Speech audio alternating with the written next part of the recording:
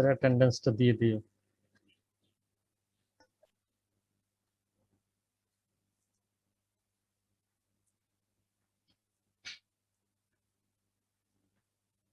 আমরা আলোচনা করছিলাম অ্যাকোয়াটিক ইকোসিস্টেম বা aquatic biodiversity. Okay, good morning, my dear students. Hope everybody is well and good by the grace of Almighty Allah. I am also same. Individually, I have heard some of the students, they are well by this time, and me also. So I hope and believe that by the grace of the Almighty Allah, rest of the students are well and good by this in this pandemic time. So now we are discussing about the aquatic ecosystem, aquatic biodiversity, and we have already discussed the importance, definition, etc. Today we will discuss about the aquatic habitats in Bangladesh. Sorry. So the aquatic habitats, তোমরা already তোমাদের fisheries resource বলে একটা subject আছে সম্ভবত।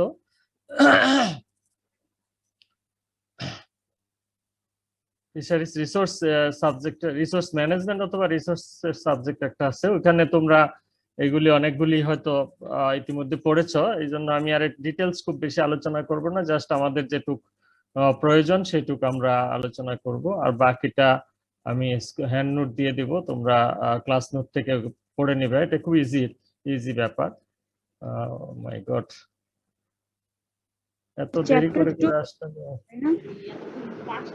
আজকে আমরা আলোচনা করব অ্যাকোয়াটিক হ্যাবিটেটস ইন বাংলাদেশ। আমাদের অ্যাকোয়াটিক বায়োডাইভার্সিটি জানতে হলে অ্যাকোয়াটিক কি কি হ্যাবিটেটস আছে আমাদের, যেখানে মাছ বসবাস করে, সেইগুলি আমরা একটু দেখব।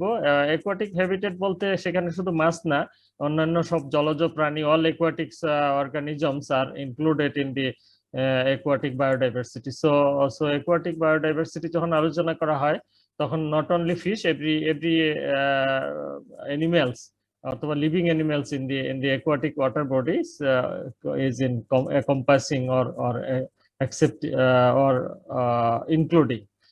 তো আমরা আমাদের কান্ট্রির যে পজিশন, সেই পজিশনটি হলো, আমাদের দেশ হলো গঙ্গা, ব্রহ্মপুত্র, মেঘনা, জিবিএম বলা হয়, এই জিবিএম ড্রেনেজ সিস্টেমের মধ্যে, অর্থাৎ সবগুলি নদী আমাদের গঙ্গা বা পদ্মা আর ব্রহ্মপুত্র বা যমুনা, মেঘনা এবং কুশিয়ারা এই সকল জায়গা থেকে ব্রাঞ্চিং হয়ে আমাদের দেশের অ্যাকোয়াটিক হ্যাবিটেটস গুলি সৃষ্টি হয়েছে, এবং এইগুলি প্রত্যেকটাই তোমার মেজর রিভার ফ্রম হিমালয়াস, এগুলি কোনো না কোনো ভাবে হিমালয়ের থেকে আসছে এবং দক্ষিণ দিকে ফ্লোয়িং করছে। এবং এই যে ড্রেনেজ সিস্টেম, এই ড্রেনেজ সিস্টেমের ভিতরেই আমাদের দেশের অবস্থান। সো দ্যাট আমরা নিঃসন্দেহে বলতে পারি যে যেহেতু এতগুলি নদী এবং এতগুলি উপনদী, শাখা নদীর ড্রেনেজ সিস্টেমে আমাদের দেশ, সুতরাং এখানে অ্যাকোয়াটিক বায়োডাইভার্সিটি নিঃসন্দেহে খুব বেশি হবে, এবং সেই জন্য অ্যাকোয়াটিক হ্যাবিটেটস এরও বেশি হবে। আমাদের এই এলাকাটি, আমাদের এই বঙ্গীয় এলাকাটি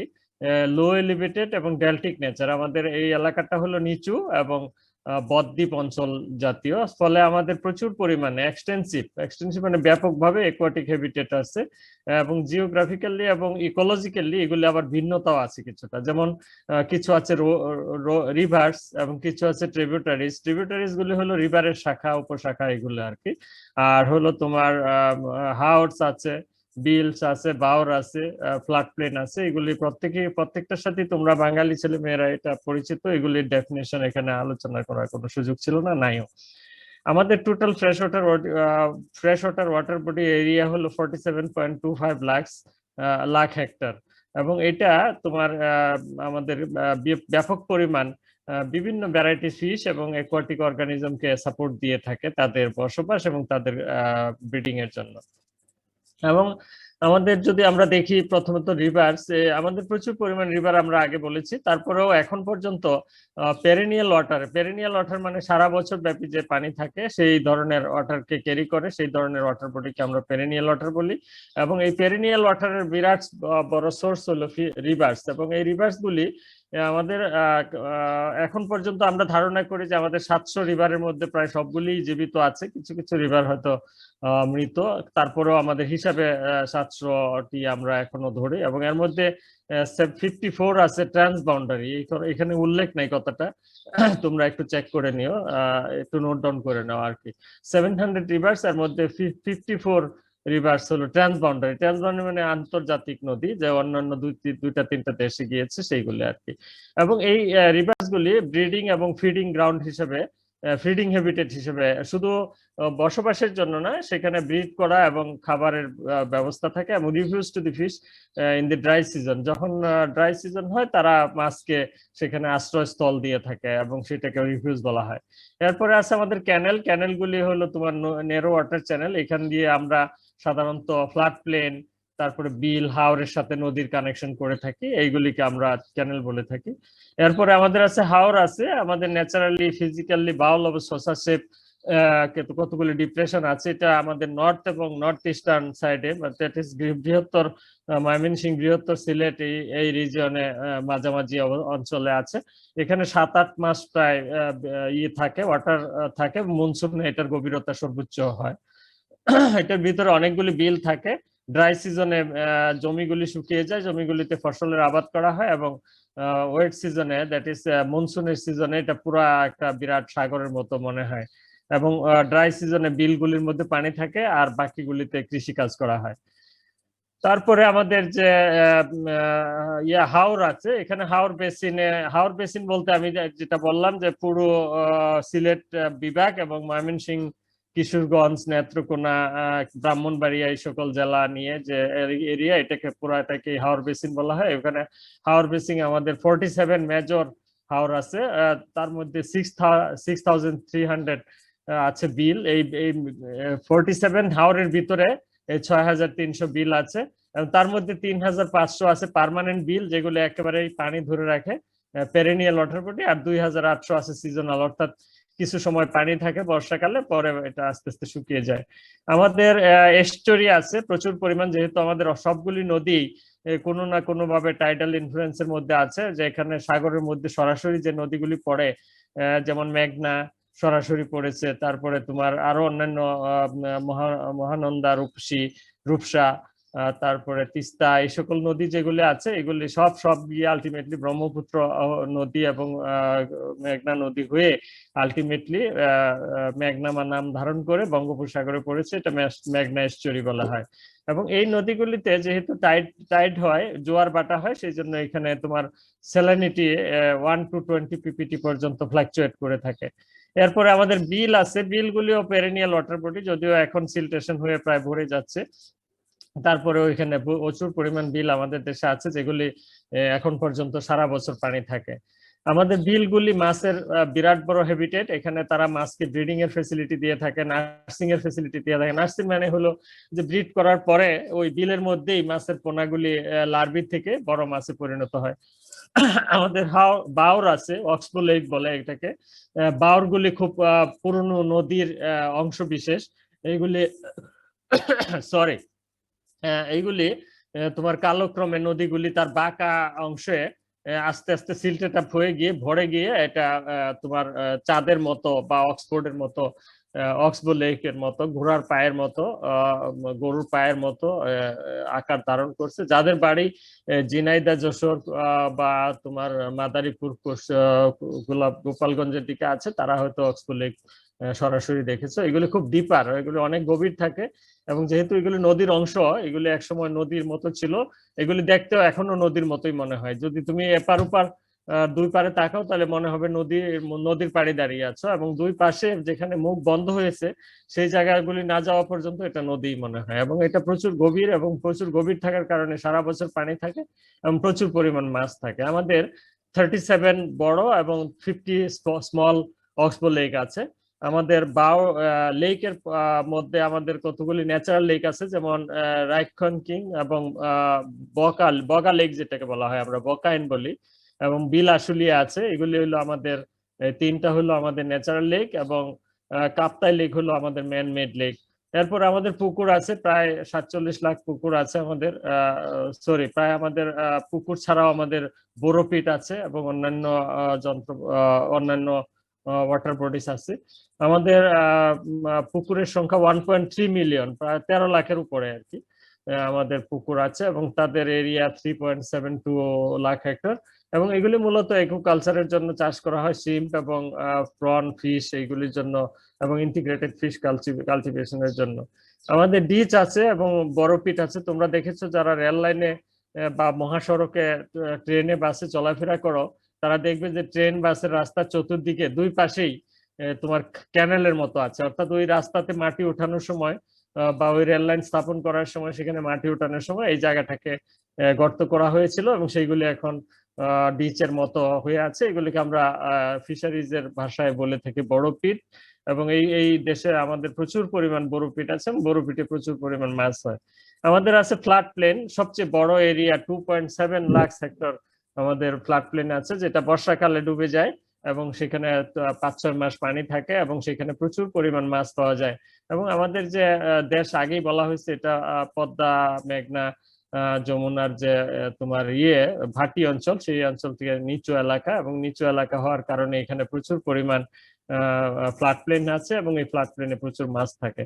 আমাদের হিল স্ট্রিম আছে কিছু, মানে 2 পাহাড়ের বা 3 পাহাড়ের মধ্যে যে নিচু জায়গা, সেইখানে পাহাড় থেকে যে ঝর্ণা আসে, ছড়া আসে, এগুলি সেখানে জমা হয়, জমা হয়ে সেখানে স্পেশালাইজ টাইপের জলাশয়ের সৃষ্টি করে। এখানে মাছও স্পেশালাইজ, কারণ পাহাড়ি মাছ আর সাধারণ মাছের মধ্যে কিছু ডিফারেন্স আছে, সেখানে পাহাড়ে সব স্পেসিস পাওয়া যায় না, কিছু কিছু স্পেসিস পাওয়া যায়। এরপরে আমাদের আছে একটু বলেন না। বড়পিট হলো তোমার এই যে খাল, আর কি বড় বড় মহাসড়ক এবং রেল লাইনের সাইডে যে খালের মতো দেখা যায়, গর্তের মতো দেখা যায়, এটিকে বড়পিট বলা হয়। এটা হলো ওই যে ওই খাল বা সরি ওই রাস্তা বা রেল লাইন স্থাপন করার সময় এখানে গর্ত করে মাটি ওঠানো হয়েছিল, সেটি এখন বড়পিট হিসেবে ব্যবহার করা হয়। এরপরে আমাদের আছে বে অফ বেঙ্গল। এটা তোমরা জানো যে ভারত মহাসাগরের একটা উইং, এবং এটি আমাদের বাংলাদেশের একটা বিরাট অংশ নিয়ে আছে। এরপরে এটা ইন্ডিয়া, শ্রীলঙ্কা, মালদ্বীপ এগুলি এখানে আছে। এবং আমাদের যে গঙ্গা, ব্রহ্মপুত্র এবং মেঘনার যে অববাহিকা, এই অববাহিকার যে অঞ্চল, সেই অঞ্চলেই মূলত বে অফ বেঙ্গল আছে। এবং এখানে মিয়ানমারের তোমার মিয়ানমারের একটা অংশ এখানে বে অফ বেঙ্গলের সাথে জড়িত আছে। বে of Bengal 2.2 million square kilometre. এটা আমাদের স্ট্যাটিস্টিক্স একটু পুরনো, হয়তো লেটেস্ট স্ট্যাটিস্টিক্স একটু বেশি কম হতে পারে। আর এভারেজ ডেপথ 2500 মিটার বা 2.6 মিটার, 2.5 কিলোমিটারের মতো, ম্যাক্সিমাম 5 কিলোমিটার। কোস্ট লাইন আছে আমাদের 714 কিলোমিটার। কন্টিনেন্টাল শেলফ আছে আমাদের 66,440 স্কোয়ার কিলোমিটার। এবং আমাদের 37 স্কোয়ার কিলোমিটার আছে, যেখানে 50 মিটারের বেশি গভীরতা। আমাদের 4টা ফিশিং গ্রাউন্ড আছে, তোমরা সবগুলি নাম জানো, south pass, south of south pass, middle ground এবং সোয়াচ অফ নো গ্রাউন্ড। এই 4টা খুব রিসোর্সফুল ফিডিং গ্রাউন্ড আছে, ফিশিং গ্রাউন্ড আছে। এবং সোয়াচ অফ নো গ্রাউন্ড এখন সিটাসিয়ানসদের জন্য, ডলফিনের জন্য এটাকে মেরিন প্রটেক্টেড এরিয়া হিসেবে ঘোষণা করা হয়েছে। এটা আমরা কিছুক্ষণ পরেই পড়বো। এরপরে আমাদের অ্যাকোয়াটিক যে ফোনা আছে, সেটাতে আমরা খুব রিসোর্স অ্যাকোয়াটিক ফোনা আছে আমাদের মূল ওয়াটারের মধ্যে। আমাদের ফ্রেশ ওয়াটার যে আছে, ফ্রেশ ওয়াটারে 266 অথবা 267টা ফ্রেশ ওয়াটার স্পিসিস আছে। সর্বশেষ তথ্য আমার কাছে যেটি আছে তাতে 267 স্পিসিস আছে। আর এখানে মেরিন স্পিসিস আমি উল্লেখ করেছি 475। আলটিমেটলি আমাদের ডিন স্যার উনি এটা পেয়েছে 740। সুতরাং আমি এটা কারেকশন করে তোমাদেরকে যখন দিব, শীট দিব, তখন এটা আমি কারেকশন করে দেব। আমাদের এক্সিস্টিং 224টি আছে এক্সোটিক স্পিসিস, যেগুলি বাইরে থেকে আনা হয়েছে। এবং আমাদের প্রচুর পরিমাণে ফিন ফিশ আছে, আমাদের প্রচুর পরিমাণ ক্রাস্টাসিয়ান এবং মলাস্ক আছে।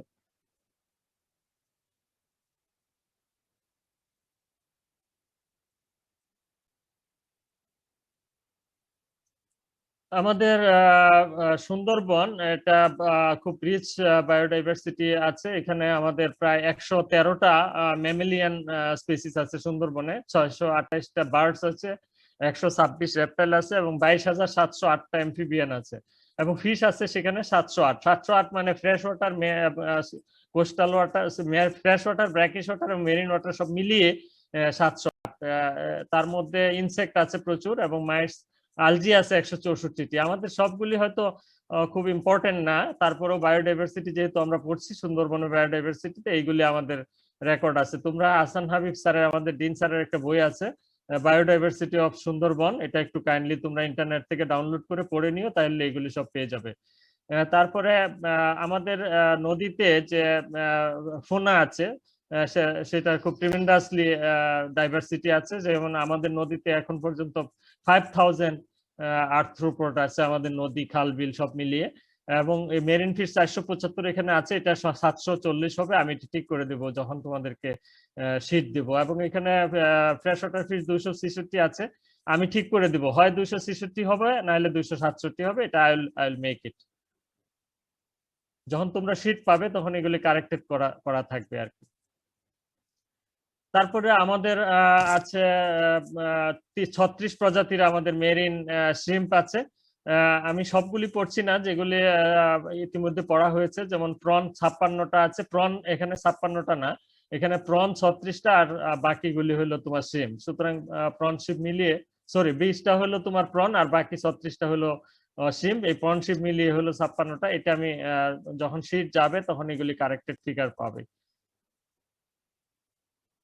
আমাদের ইয়ে আছে, আমরা এখানে ইন্ডিভিজুয়াল না দেখে আমরা একটা টেবিল দেখি। এই টেবিলে দেখো আমাদের পুরো অ্যাকোয়াটিক ফোনা যে আছে বা অ্যাকোয়াটিক বায়োডাইভার্সিটিতে আছে, ফিন ফিশ আছে 267টি, মেরিন ফিশ আছে 475 আছে, এটা 740 হবে। আর শ্রিম্প আছে আমাদের 41, প্রন আছে 20, আমাদের মলাস্ক আছে 26টি, আমাদের মেরিন মলাস্ক আছে 336, আমাদের ক্র্যাপস, ফ্রেশ ওয়াটার ক্র্যাপস আছে 4 এবং মেরিন আছে 11, লোবস্টার আছে আমাদের মেরিন 6, ফ্রগ আছে আমাদের মেরিন 10, টার্টাল টর্টোয়েজ আছে আমাদের ফ্রেশ ওয়াটার 24 এবং মেরিনে 7, ক্রোকোডাইলস আছে আমাদের ফ্রেশ ওয়াটার 2 মেরিন 1, স্নেক আছে আমাদের ফ্রেশ ওয়াটার 6 এবং মেরিনে 18, ডলফিন আছে আমাদের 6, এই মিলিয়ে আমাদের হুইল আছে 3, এই মিলিয়ে আমাদের একটা স্ট্যাটিস্টিক্স আমরা দাঁড় করিয়েছি। এটা আমি যখন তোমাদের কাছে শেড দেব তখন এগুলি ডিটেলস থাকবে, তোমরা এগুলি পড়ে নিও। আমাদের অ্যাকোয়াটিক বায়োডাইভার্সিটি এখন আমরা যদি দেখি, আমরা এতক্ষণ অ্যাকোয়াটিক হ্যাবিটেট এবং অ্যাকোয়াটিক হ্যাবিটেটের মধ্যে অ্যাকোয়াটিক বায়োডাইভার্সিটি দেখেছি।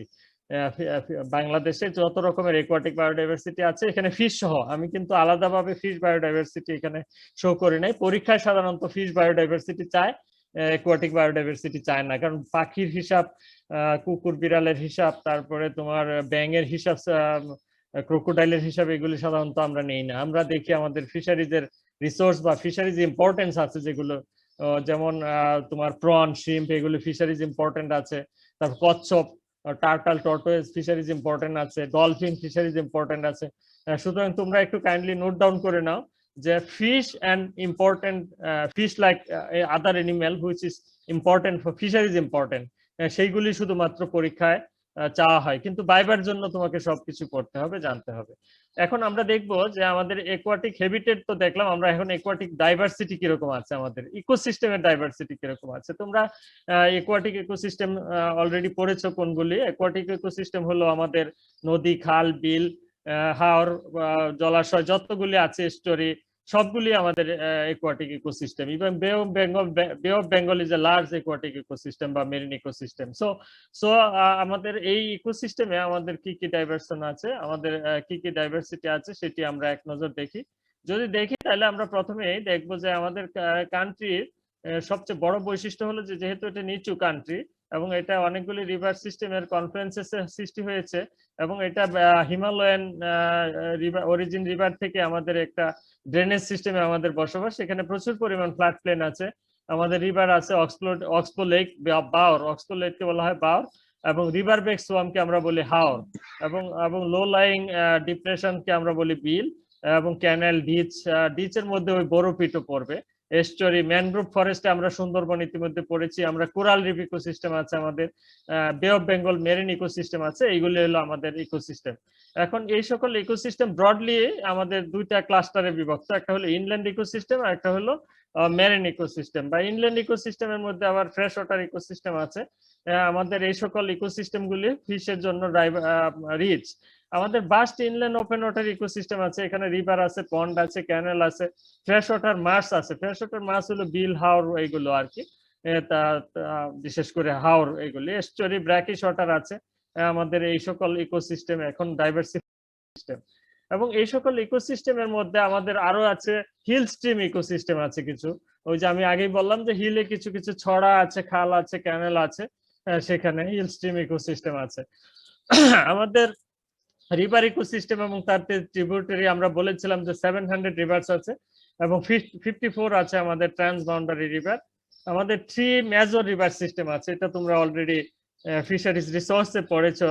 একটা হলো Brahmaputra Jamuna river system, major river system. একটা হলো Ganga Padma major river system, আর একটা হলো মেঘনা Surma Kushiyara major river system. So these are also the major ecosystem, major aquatic ecosystem. এছাড়াও আমাদের আরো কতগুলি ছোট ছোট ইকোসিস্টেম আছে, যেমন কর্ণফুলী, মাতামুহুরী, সাঙ্গু ইকোসিস্টেম আছে। এগুলি হিল এলাকায় আমাদের দক্ষিণ পূর্ব অংশে, পূর্ব দক্ষিণ অংশে।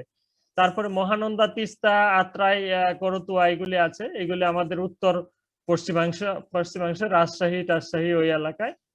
তারপরে তোমার পটেনশিয়ালি এরা ইনল্যান্ড ওয়াটার। এরপরে আমাদের আরো কিছু রিচ ইনল্যান্ড ওয়াটার আছে, যেমন হাওর আমরা বলেছি সিলেট, ময়মনসিংহ রিজিয়ন, ব্রাহ্মণবাড়িয়া সহ। বাউড় আছে আমাদের যশোর, ফরিদপুর, কুষ্টিয়া, চুয়াডাঙ্গা ডিস্ট্রিক্টে আমাদের এইগুলি। চলন বিল আছে পাবনা, বৃহত্তর পাবনা, সিরাজগঞ্জ, পাবনা, নাওগাঁ, নাটোর এই সকল জেলা মিলিয়ে, ওখানে প্রায় 5-7টা জেলা মিলিয়ে তোমার চলন বিল। যারা ওই এলাকার ছেলে মেয়ে তোমরা জানো, এটা বিরাট এক সময় ছিল, এখন অবশ্য এটা অনেকটা ভরাট হয়ে গিয়েছে। এবং এই যে সিলটেশন হয়েছে, সিলটেশন হওয়ার ফলে আমাদের ফিশারিজের যে রিসোর্স, সেই রিসোর্স মারাত্মক ভাবে ঘাটতি হয়েছে। আমাদের কাপ্তাই লেক আছে, কাপ্তাই লেকে তোমাদের ম্যানমেড একটি বিরাট বড় ওয়াটার রিসোর্সেস এবং এটা পেরিনিয়াল ওয়াটার, এখানে সারা বছর ফিশিং হয়। আমাদের সুন্দরবন আছে, সুন্দরবনের ভিতরে প্রচুর পরিমাণ নদী আছে, ক্যানেল আছে, এবং সেই সুন্দরবন ম্যানগ্রোভ ফরেস্টের ভিতরে আমাদের প্রচুর পরিমাণ মৎস্য সম্পদ আছে, ইকোসিস্টেম আছে। এবং এছাড়া আমাদের কিছু তোমার ফ্লাড প্লেন গুলি ডিপ্লেশন হয়ে গেছে, কিন্তু প্রচুর পরিমাণ ফ্লাড প্লেন এখনো আমাদের আছে। এবং এই ফ্লাড প্লেন গুলিও আমাদের মৎস্য সম্পদের জন্য একটা বিরাট অ্যাসেট, কারণ মাছগুলি নদী সাগর থেকে, নদী খাল বিল থেকে এসে এখানে মাইগ্রেট করে আসে বর্ষাকালে, আবার বর্ষাকালের পরে তারা চলে যায়। এবং এইগুলি তারা এই ফ্লাড প্লেন গুলি ব্রিডিং এবং ফিডিং গ্রাউন্ড হিসেবে ব্যবহার করা হয়। এখন বিভিন্ন কারণে আমাদের বিভিন্ন এমবেকমেন্ট, ড্যাম, তারপরে বিভিন্ন রকমের রাস্তাঘাট বানানোর কারণে এগুলি কমে যাচ্ছে। আমাদের ফ্লাড প্লেনে 293 প্রজাতির ফিশের আনাগোনা দেখা যায়। এগুলো সবগুলি এখানে থাকে না, কিছু বর্ষাকালে আসে আবার চলে যায়, আর কিছু ডিচ খাল বিলে থাকে। আর আমাদের ইন্ডিজেনাস ফিশ যেগুলো আছে, আমাদের স্থানীয় মাছ যেগুলো আছে, এইগুলোর মধ্যে সবচেয়ে বেশি আছে সিপ্রিনিফর্মিস। এটা এই অর্ডারে সিপ্রিনিফর্মিস, তোমরা জানো যে সিপ্রিনিফর্মিস একটা অর্ডার, এই অর্ডারে 87 স্পিসিস আছে, যেগুলো আমরা ফ্লাড প্লেনে আমাদের ইন্ডিজেনাস ফিশ হিসেবে পেয়ে থাকি। তারপরে আছে পার্সিফর্মিস, পার্সিফর্মিসে 80, এবং সিলোরিফর্মিস তোমরা জানো ক্যাটফিশ জাতীয় ফিশ যেগুলো, এগুলো সিলোরিফর্মিস। আর পার্সিফর্মিস হলো কই বা চ্যাপ্টা জাতীয় যে সকল মাছ আছে এগুলি। তো সুতরাং আমাদের ম্যাক্সিমাম ইন্ডিজেনাস ফিশের মধ্যে সিপ্রিনিফর্মিস হলো ফার্স্ট, পার্সিফর্মিস সেকেন্ড, তারপরে সিলোরিফর্মিস। সো দিজ আর দি আমাদের অ্যাকুয়াটিক ইকোসিস্টেমের মধ্যে এই সকল মাছের অ্যাবান্ডেন্স আছে। আমরা যদি অ্যাকুয়াটিক ইকোসিস্টেমের থ্রেটস দেখি, কি থ্রেটস আছে, কি ধরনের ঝুঁকি আছে, তার মধ্যে একটা হলো যে ওভার এক্সপ্লয়টেশন। আমরা প্রচুর পরিমাণ ডিমান্ড, আমাদের খাওয়ার ডিমান্ড থাকে, যে কারণে আমরা ওভার এক্সপ্লয়েট করি, এটা একটা থ্রেট। তারপর হেবিটেট মডিফিকেশন করে ফেলছি, আমরা রাস্তা বানাচ্ছি, খাল বানাচ্ছি, ড্যাম বানাচ্ছি, বাড়ি বানাচ্ছি, শহর বানাচ্ছি, তারপরে রাস্তাঘাট করতেছি। এইগুলির কারণে আমাদের জায়গা পরিবর্তন হয়ে ক্লাসিফিকেশন চেঞ্জ হয়ে হ্যাবিটেট চেঞ্জ হয়ে যাচ্ছে। ডিফরেস্টেশন, আমরা প্রচুর পরিমাণ গাছপালা কেটে ফেলছি, এই জন্য নদীতে প্রচুর ইরোশন হচ্ছে, এবং সয়েল ইরোশনের ফলে যেখানে সিলটেশন হয়ে সব নদী ভরে যাচ্ছে। এগুলি ডাইরেক্ট এবং ইনডাইরেক্ট এফেক্ট হলো তোমার অর্গানিজমের, অ্যাকুয়াটিক অর্গানিজমের উপরে। এক্সেসিভ মর্টালিটিও হচ্ছে বিভিন্ন কারণে, আমাদের যে পলিউশন হচ্ছে সেই পলিউশনের কারণে। তারপরে কিছু কিছু স্পেসিস এবং আছে ফিশ আছে যেগুলো এক্সটিংক্ট হয়ে যাচ্ছে বিভিন্ন কারণে। তার মধ্যে রিডাকশন অফ দিয়ে তোমার ওয়াটার বডি রিডাকশনের কারণেও সেগুলি হচ্ছে। এই যে পরিবর্তন, এই পরিবর্তনগুলিও আমাদের ফিশের জন্য থ্রেট। আরো কিছু থ্রেট আছে যেগুলি কম্পোনেন্ট ওয়াইজ, যেমন স্পেসিস ডাইভার্সিটির জন্য কি কি থ্রেটস আছে, হ্যাবিটেট ডিস্ট্রাকশন আছে, তারপরে invasion of the alien species আছে আমরা যেগুলি দিচ্ছি, পলিউশন আছে, ওভার এক্সপ্লয়টেশন আছে, এগ্রোকেমিক্যালস আছে, এগুলির কারণে স্পেসিস ধ্বংস হয়ে যাচ্ছে। তারপরে আমাদের জেনেটিক ডাইভার্সিটি নষ্ট হচ্ছে কিভাবে, আমরা কি করতেছি, HYB করতেছি, হাই ইল্ডিং ভ্যারাইটি করতেছি, মনোসেক্স তেলাপিয়া করতেছি, সেক্স রিভার্সাল করতেছি, এখানেও তোমার এগ্রোকেমিক্যালস এবং আমরা বিভিন্ন রকমের হরমোন, গ্রোথ হরমোন ব্যবহার করছি, এটার কারণে নষ্ট হচ্ছে। আমাদের সুন্দরবন নষ্ট হচ্ছে কিভাবে, আমরা হ্যাবিটেট ডিস্ট্রাকশন করতেছি, গাছ কেটে ফেলতেছি, ম্যানগ্রোভ ফরেস্ট কেটে ফেলতেছি, আমরা নদীতে পয়জনিং করে ফিশ ধরতেছি, আমরা বিভিন্ন অ্যালার্মিং ফিশের বাচ্চা ডিম সহ ধরে ফেলতেছি, এই কারণে সুন্দরবনও খুব অ্যালার্মিং অবস্থায় আছে। এগুলি তোমার কম্পোনেন্ট ওয়াইজ, আমি বলছি ফিশ স্পেসিস একটা কম্পোনেন্ট, ডাইভার্সিটি একটা কম্পোনেন্ট, সরি জেনেটিক একটা কম্পোনেন্ট, সুন্দরবন একটা কম্পোনেন্ট, এবং আমাদের রিভার্স ডাইভার্সিটিও নষ্ট হয়ে যাচ্ছে। আমরা বললাম যে আপস্ট্রিমে যখন নদী ভেঙে যায়, গাছ টাছ মানুষ কেটে ফেলার কারণে নদীর পাড়গুলি, মাটিগুলি দুর্বল হয়ে যায় এবং সেগুলি নদীগুলি ভেঙে সেই ইরোশন হয়ে সেখান থেকে স্যালিনিটি, সরি সেখান থেকে সিল্ট এসে তোমার আমাদের নদীগুলিকে ভরে দিচ্ছে, এবং বর্ষাকালে নদী ভরে উপচে যায়, বন্যা হয়, এবং শরৎকালে বা ড্রাই সিজনে সেটি শুকিয়ে যায়, ফলে এখানে মৎস্য সম্পদ নষ্ট হচ্ছে। বিল হাওরগুলি তো অবশ্যই নষ্ট হচ্ছে, আমরা সেচে সব মাছ ধরে ফেলতেছি, আমরা রাস্তাঘাট বানাচ্ছি, আমরা ব্রিজ কালভার্ট বানাচ্ছি, আমরা পলিউশন করতেছি বিভিন্ন কারণে, এই কারণে বিল হাওরও নষ্ট হয়ে যাচ্ছে। আমাদের ফ্লাড ইকোসিস্টেমও আমরা নষ্ট করে ফেলতেছি। ফ্লাড প্লেনে আমাদের প্রচুর পরিমাণ মাছ আসতো, এখন আমরা ফ্লাড প্লেন গুলিকে ইরিগেশনের জন্য, আমরা বাড়িঘর করার জন্য, রাস্তাঘাট করার জন্য, তারপরে আমরা মাছ ধরার জন্য সব সেচে শুকিয়ে ফেলতেছি। আমাদের কোস্টাল এবং মেরিন ইকোসিস্টেমেও আমরা একই কাজ করতেছি, সেখানে আমরা বন্যা, খরা ইত্যাদি, স্ট্রম টাইডাল সোর্স ইত্যাদি হচ্ছে, ক্লাইমেট চেঞ্জ হচ্ছে, সাগরের উচ্চতা বেড়ে যাচ্ছে, বরফ গলে, হিমালয়ের বরফ গলে পানি চলে আসতেছে, আর্সেনিক কনটামিনেশন হচ্ছে, অয়েল স্পিল হচ্ছে, বিভিন্ন সময় নৌকা ডুবে, ট্রলার ডুবে, সেখানে অয়েল ট্যাঙ্কার ডুবে, সেখানে প্রচুর পরিমাণ মাছ মারা যাচ্ছে। আমাদের এস্টুয়ারি গুলো একই কারণে, তোমার এই সয়েল এরোশনের কারণে নষ্ট হয়ে যাচ্ছে। তো ফলে আমাদের কোনো না কোনো ভাবে আমাদের ফিশারিজের উপরে কম্পোনেন্ট চলে আসছে। খুব সংক্ষেপে আমি চ্যালেঞ্জ গুলি বলে দিচ্ছি। বায়োডাইভার্সিটি বড় চ্যালেঞ্জ হলো যে আমাদের বেশি পরিমাণ হাই পপুলেশন থাকার কারণে আমরা 80% পপুলেশন এখনো গ্রামীণ এলাকায় থাকে, এরা তোমার ওই প্রাকৃতিক সম্পদ, কাঠ, মাছ, গাছ ইত্যাদি সব খেয়ে ফেলে। সো এই যে হাই পপুলেশন, এটা আমাদের জন্য একটা চ্যালেঞ্জ।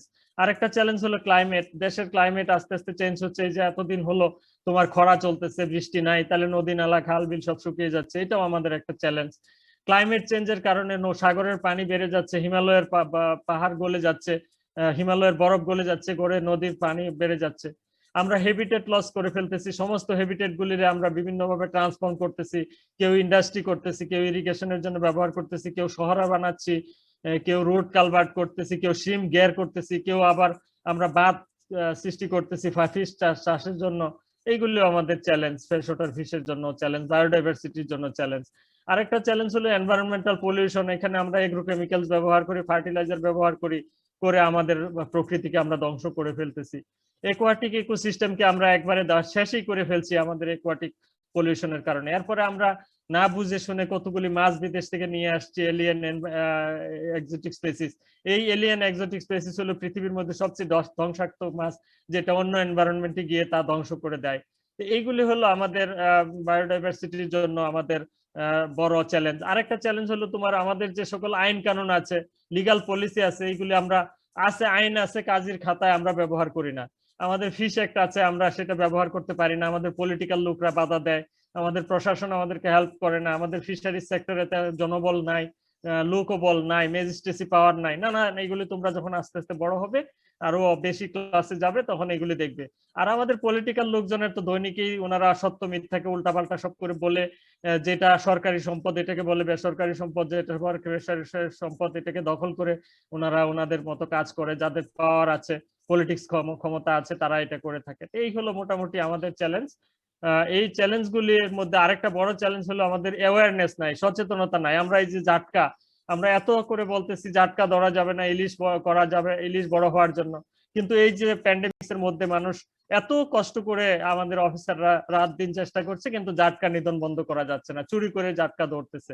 আরেকটা হলো আমাদের যে সচেতনতা, এই সচেতনতার মধ্যে গ্যাপ আছে। শহরের লোকরা কিছু জানে, বাইরের লোকরা কিছুই জানে না। আমরা আইন কানুন আছে, শিক্ষিত লোকরা কিছু জানে, মূর্খ লোকরা কিছু জানে না। So these R the all challenges of the aquatic biodiversity. So আমরা এখানেই শেষ করছি। আর বোধহয় কয়েকটা স্লাইড থাকবে, আমরা এটি আমি তোমাদের নোটে দিয়ে দিব, তোমরা এই স্লাইডটির হ্যান্ড নোটগুলি পড়ে নিলে আশা করি পেয়ে যাবে, আর যদি না হয় তাহলে আমি পরে একদিন রিভিউ করে দেব আর কি। এখানে আমাদের আর অল্প কয়েকটা স্লাইড আছে। একটা হলো তোমার, আমি বলে দেই, একটা হলো তোমার causes of declining fish biodiversity, কেন ফিশ বায়োডাইভার্সিটি কমে যাচ্ছে, এগুলি আমরা ইতিমধ্যে কিছু আলোচনা করেছি। এগুলি এখানে 12-14টা পয়েন্ট আছে, তোমরা এগুলি সিরিয়াসলি মুখস্থ করে ফেলবে, এগুলি পরীক্ষাতে আসে, প্রত্যেক পরীক্ষায় আসে। তারপরে তোমার ইম্প্যাক্ট অফ ক্লাইমেট চেঞ্জ, আমি অলরেডি বলেছি কিছু কিছু, আর এখানে কিছু লেখা আছে। আর আছে হলো ইম্প্যাক্ট অফ পিএল কালেকশন, এই যে সমুদ্র থেকে যে আমরা মাছের পোনা কালেকশন করে ফেলি নদীর থেকে, এটা কালেকশন করার কি ক্ষতি হচ্ছে সেটা। তো এই যে 3-4টা স্লাইড, এটি আমি আরেকটা ক্লাসে রিভিউ করে দিব, তার আগে আমি তোমাদেরকে হ্যান্ড নোটটি দিয়ে দিব যাতে তোমরা পড়াশোনা করতে পারো। তো সবাইকে ধন্যবাদ। আমাদের নেক্সট ক্লাস হবে বুধবারে। বুধবারের ক্লাস পর্যন্ত সবাই ভালো থাকবে, এবং আমি এই হ্যান্ড নোটটি প্রীতি তোমাকে আজকে দিয়ে দিব আশা করি। 4টা বা 5টা স্লাইড বাকি আছে, এই স্লাইডগুলি তুমি হ্যান্ড নোটে দিয়ে দিলে তোমরা পড়বা, এরপরে আমি নেক্সট বুধবারের ক্লাসে আমি একটু রিভিউ করে দিব। আর এগুলি খুব ইজি জিনিস, জাস্ট রিডিং করলেই হবে, কিন্তু পরীক্ষার জন্য খুব ইম্পর্টেন্ট, এটা মনে রাখতে হবে। ওকে, সবাইকে ধন্যবাদ, ভালো থাকো। স্যার আসসালামু আলাইকুম। আসসালামু আলাইকুম। স্যার আপনিও ভালো থাকেন। ওয়ালাইকুম আসসালাম, ভালো থাকো সবাই।